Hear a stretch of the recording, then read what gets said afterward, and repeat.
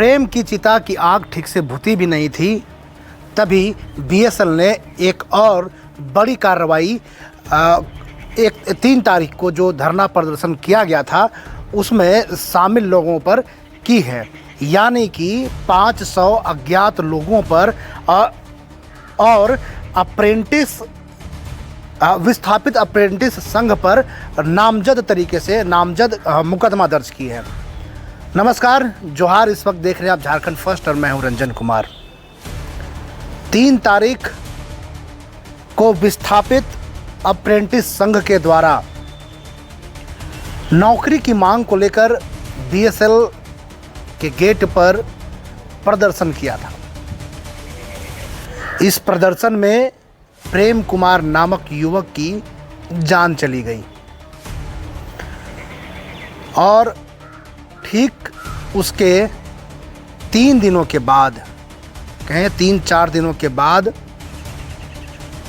BSL ने इन apprentice मजदूरों की मांग को मांगने की जगह उल्टा इन लोगों पर अब जो है मुकदमा दर्ज कर दिया और इस मुकदमा में 500 अज्ञात लोग, साथ ही साथ विस्थापित अप्रेंटिस संघ को नामजद करते हुए किया।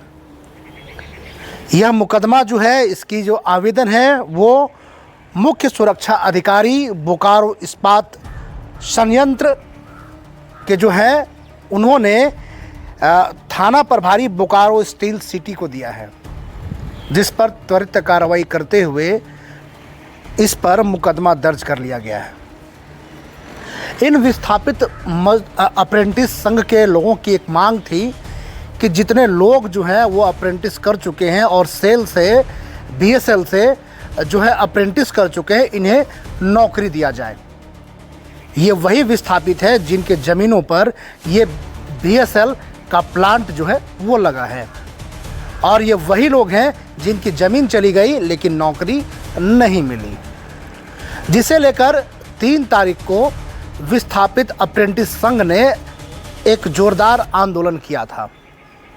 इस आंदोलन में बीएसएल की सुरक्षा में लगे सीआईएसएफ के जवान और अप्रेंटिस संघ के लोगों के साथ झड़प हो गई थी, जिसमें प्रेम कुमार नामक युवक की मौत हो गई। वहीं कई सीआईएसएफ के जवान भी घायल होने की जानकारी मिल रही है।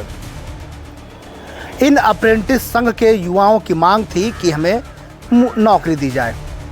इस घटना के बाद पूरे झारखंड में अप्रेंटिस संघ के युवाओं पर जो कार्रवाई की गई और प्रेम कुमार नामक युवक की जो हत्या हो गई, मौत हो गई, इसे लेकर एक ज़बरदस्त तरीके से विरोध प्रदर्शन हुआ। पूरा बोकारो एक दिन ठप रहा और बोकारो के इतिहास में ऐसा पहली बार हुआ जब बीएसएल के 9 गेट बंद थे और जिसे लेकर बीएसएल ने ये कहा कि हमें लगभग 200 करोड़ रुपए की नुकसान हुआ है।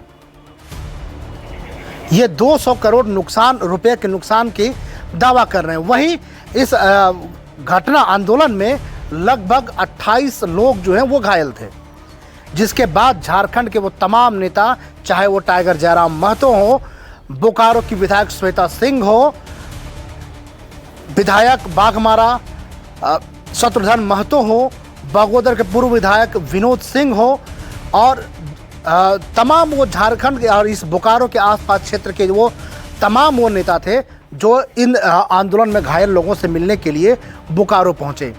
लेकिन एक दौर जब बातचीत का जब चला कि अप्रेंटिस संघ और बीएसएल के जो मांगे थी इनको लेकर के एक वार्ता हुआ, लेकिन वार्ता सफल नहीं हुआ और अंततः धनबाद के सांसद ढुल्लू महतो के प्रयास से एक वार्ता की गई, जिसके बाद प्रेम कुमार को 50 लाख की मुआवजा और कॉन्ट्रैक्ट पर, जी हाँ, कॉन्ट्रैक्ट पर रोजगार देने की बात जो है वो की गई। अब सोचिए कि जिस झारखंड की धरती पर ऐसे प्लांट लगे हों और वैसे ही लोग यहाँ पर विस्थापित हों और वही प्लांट में जहाँ पर लोग अप्रेंटिस करने के बाद जब रोजगार मांगते हैं तो लाठियाँ चलती हैं, हत्याएं हो जाती है। सवाल तो यही है कि आखिर झारखंड के विस्थापित कब तक चले जाएंगे और कब तक इन दमनकारी नीतियों और दमनकारी जो स्ट्रेटजी है उसके शिकार होते रहेंगे।